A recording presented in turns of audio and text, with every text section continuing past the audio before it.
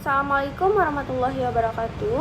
Perkenalkan, nama saya Pradinta Trisakti dengan NIM 21030408 dari kelas 5 MGT1 Reguler B. Baiklah, di sini saya akan menjelaskan tentang materi dari mata kuliah Komunikasi Bisnis Digital.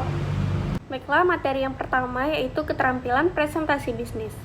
Membangun keterampilan presentasi bisnis yang efektif adalah kunci kesuksesan. Komunikasi yang baik dan penggunaan visual yang tepat dapat mempengaruhi keberhasilan presentasi. Pentingnya keterampilan presentasi bisnis. Dalam dunia bisnis yang kompetitif, kemampuan untuk menyampaikan ide dan informasi dengan jelas dan persuasif adalah kunci untuk memenangkan kepercayaan klien dan mitra bisnis. Komunikasi efektif dalam presentasi bisnis. Komunikasi yang efektif melibatkan penggunaan bahasa tubuh, intonasi suara, dan kejelasan pesan untuk memastikan bahwa pesan yang disampaikan dapat dipahami dengan baik oleh audiens. Menyusun struktur presentasi bisnis. Yang pertama, pendahuluan. Membuka presentasi dengan menciptakan minat dan menunjukkan tujuan presentasi. Yang kedua, isi utama. Menyampaikan informasi secara terstruktur dengan poin-poin utama dengan contoh yang relevan. Yang ketiga, kesimpulan. Mengulangi poin penting, mengajukan pertanyaan terbuka, dan mengundang diskusi. Teknik menyampaikan presentasi bisnis yang persuasif. Gunakan bahasa tubuh yang tepat, gerakan tangan, ekspresi wajah, kontak mata yang kuat, dapat meningkatkan daya persuasif dalam menyampaikan presentasi bisnis. Yang kedua, sajikan data dalam bentuk grafik. Grafik dan tabel yang jelas dapat mudah dibaca, membantu audiens untuk memahami informasi dengan lebih baik.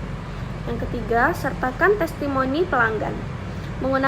Menggunakan kutipan dan cerita sukses pelanggan dapat meyakinkan audiens mengenai manfaat produk atau layanan Anda.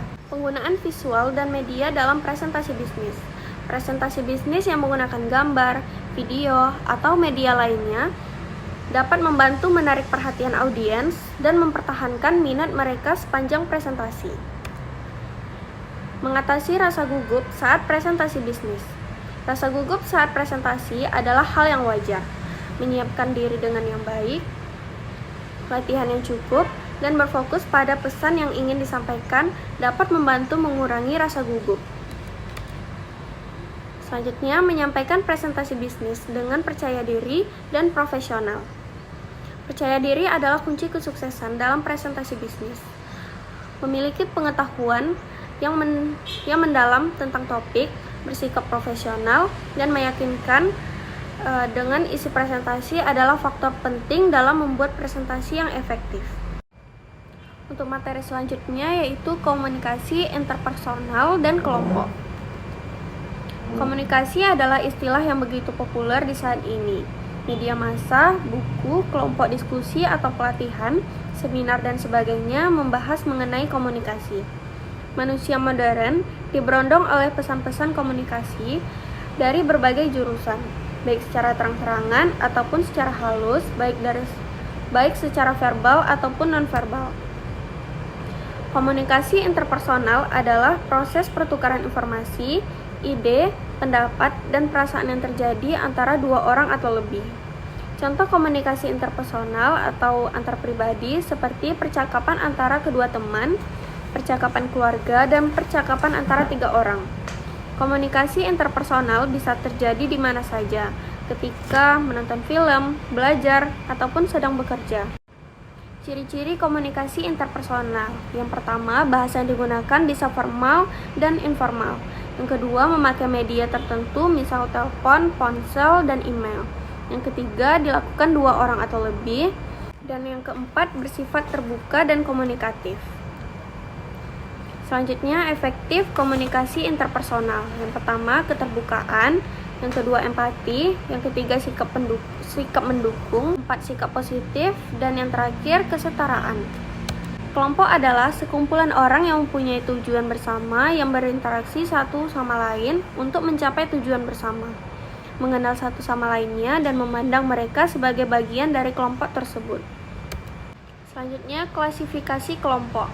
Yang pertama, kelompok primer, yaitu kualitas komunikasi dalam kelompok primer bersifat dalam dan meluas. Dalam artinya, menembus kepribadian yang tersembunyi atau menyingkap unsur-unsur yang tersirat. Meluas artinya hanya sedikit kendala yang menentukan rentangan dan cara berkomunikasi.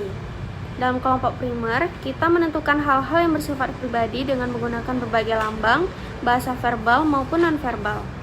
Dalam kelompok primer, tidak ada pembagian peran secara sistematis karena komunikasi yang terjadi secara langsung dan sifatnya bersifat informal. Selanjutnya, kelompok sekunder, yaitu komunikasi bersifat dangkal atau menembus permukaan luar dan kepribadian kita dan terbatas yang hanya berkaitan dengan hal tertentu saja. Kebanyakan menggunakan komunikasi verbal dan jarang sekali melibatkan komunikasi non-verbal. Dalam kelompok sekunder, terdapat pengelompokan anggota yang terorganisir secara sistematis untuk tujuan tertentu karena interaksi sosial terjadi secara tidak langsung, berjauhan, dan sifatnya kurang kekeluargaan. Bentuk komunikasi kelompok ada 2, yaitu kelompok kecil dan kelompok besar.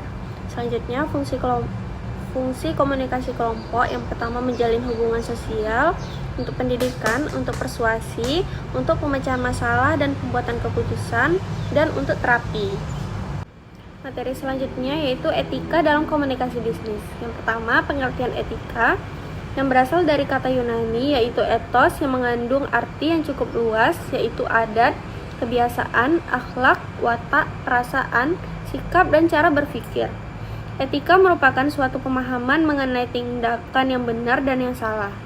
Etika memberikan panduan apakah suatu perilaku tertentu dapat digolongkan perilaku bermoral ataupun tidak bermoral.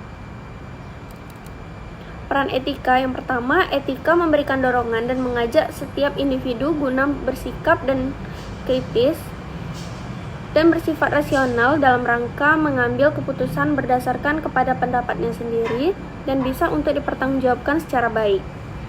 Etika mampu memberikan pengarahan kepada masyarakat guna berkembang menjadi sebuah masyarakat yang teratur, tertib, dan damai, serta sejahtera dengan mematuhi seperangkat norma yang berlaku guna terwujudnya kesejahteraan sosial dan ketertiban. Macam etika yaitu ada etika deskriptif, yaitu berusaha meneropong secara kritis dan rasional mengenai sikap dan perilaku manusia sebagai sesuatu yang bernilai. Yang kedua, etika normatif. Etika normatif berusaha menetapkan sikap dan pola perilaku ideal yang seharusnya dimiliki oleh manusia. Faktor-faktor yang mempengaruhi perilaku, yang pertama tabiat atau pembawaan, yang kedua akal pikiran atau rasio, yang ketiga hati nurani. Faktor-faktor yang mempengaruhi pembentukan etika ditentukan oleh faktor internal dan faktor eksternal. Yang pertama, faktor internal, yaitu keadaan dari manusia itu sendiri yang meliputi kognitif, pemahaman ajaran agama, dan kecerdasan. Latar belakang efektif seperti motivasi, minat, sikap, konsep diri, dan kemandirian. Kedua, faktor eksternal.